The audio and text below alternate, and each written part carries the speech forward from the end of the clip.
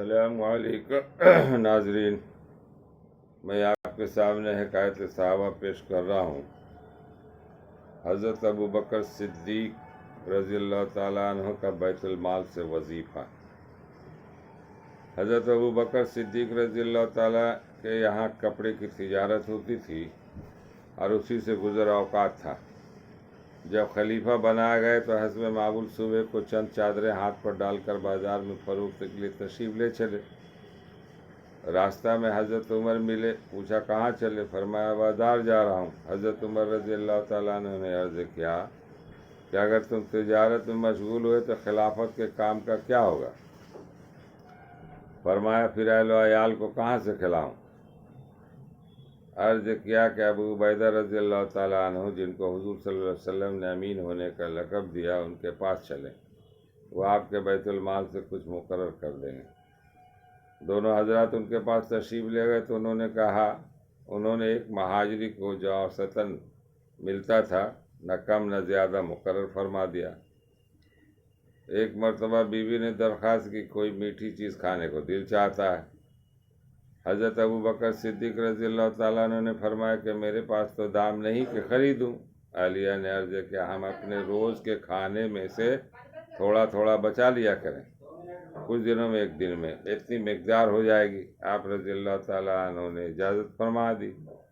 اہلیہ نے کئی روز میں کچھ تھوڑے سے پیسے جمع کیے۔ آپ نے فرمایا کہ تجربہ سے یہ معلوم ہوا کہ اتنی مقدار ہمیں بیت المال سے زیادہ ملتی، اس لیے جو اہلیہ نے جمع کیا تھا وہ بھی بیت المال میں جمع فرما دیا، اور آئندہ کے لیے اتنی مقدار جتنا انہوں نے روزانہ جمع کیا تھا اپنی تنخواہ میں سے کم کر دیا۔ فائدہ: اتنے بڑے خلیفہ اور بادشاہ پہلے سے اپنی تجارت بھی کرتے تھے اور ضروریات کو کافی بھی تھی، جیسا کہ اس اعلان سے معلوم ہوتا ہے جو بخاری میں حضرت عائشہ رضی اللہ تعالیٰ عنہ سے مروی ہے کہ حضرت ابوبکر رضی اللہ تعالیٰ عنہ خلیفہ بنائے گئے تو آپ نے فرمایا کہ میری قوم کو یہ بات معلوم ہے کہ میرا پیشہ تجارت میرے اہل و عیال کے خرچے کو ناکافی نہیں تھا، لیکن اب خلافت کی وجہ سے مسلمانوں کے کاروبار میں مشغولی، اس لیے بیت المال سے میرے اہل و عیال کا کھانا مقرر ہوگا۔ اس کے باوجود حضرت ابوبکر رضی اللہ تعالیٰ عنہ کا وصال ہونے لگا تو حضرت عائشہ رضی اللہ تعالیٰ عنہ کو وصیت فرمائی کہ میری ضرورتوں میں جو چیزیں بیت المال کی وہ میرے بعد آنے والے خلیفہ کے حوالے کر دی جائیں۔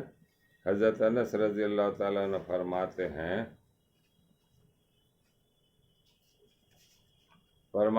کہ پاس کوئی دینار یا درہم نہیں تھا، ایک اونٹنی دودھ کی، ایک پیالہ، ایک خادم، بعض روایت میں ایک اوڑھنا، ایک بچھونا بھی آیا۔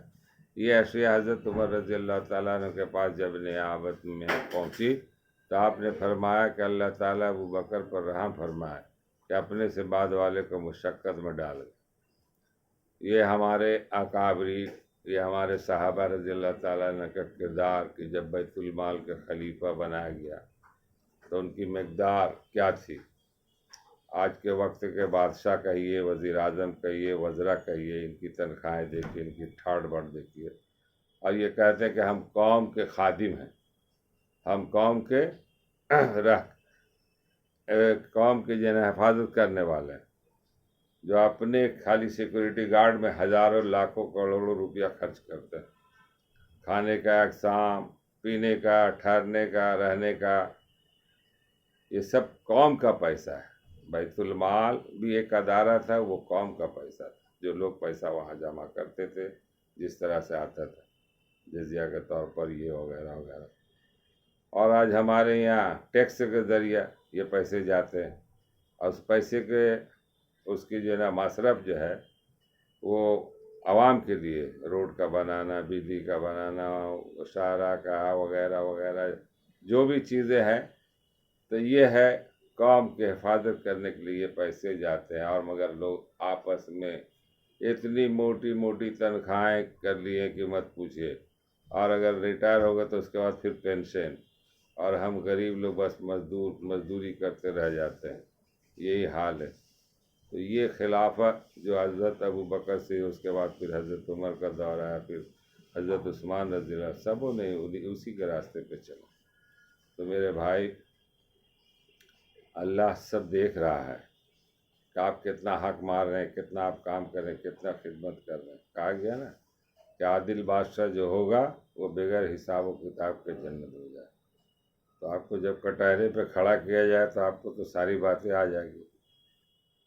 تو یہ ہے معاملہ۔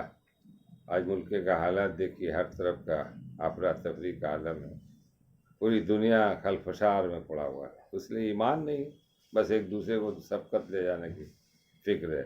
ہم انا کے زوم پہ جو ہے نا، بس ہمیں حکومت کرنی ہے، میں ہی گدی پہ رہوں گا چاہے جو بھی ہو۔ اللہ تعالیٰ ہم لوگوں کو پڑھنے اور سننے سے زیادہ عمل کرنے کی توفیق عطا فرمائے۔ اللہ نے جو قسمت میں لکھ دیا وہ اس کے مل کے رہے گا، اس میں سے زیادہ نہ کم۔ آپ 2 روٹی سے زیادہ کھا بھی نہیں سکتے، چاہے کروڑوں کا مالک، چاہے لاکھوں بلڈنگوں کا، سینکڑوں بلڈنگوں کا مالک، ایک ہی کمرے میں سو گئے، اس سے زیادہ نہیں۔ پھر اس کے بعد جب وقت ہوگا تو آئی کذال، تو پھر موت جب کا وقت آئے گا تو پھر وہی بات ہے کہ اب چلیے اس دن سے حساب کتاب شروع۔ پہلے حساب تو عذاب قبر کے اندر ہوگا۔ اس ویڈیو کو دور دور تک پھیلائیں، یہ بھی ایک صدقہ جاریہ ہے میرے بھائی۔ السلام علیکم ورحمۃ اللہ وبرکاتہ۔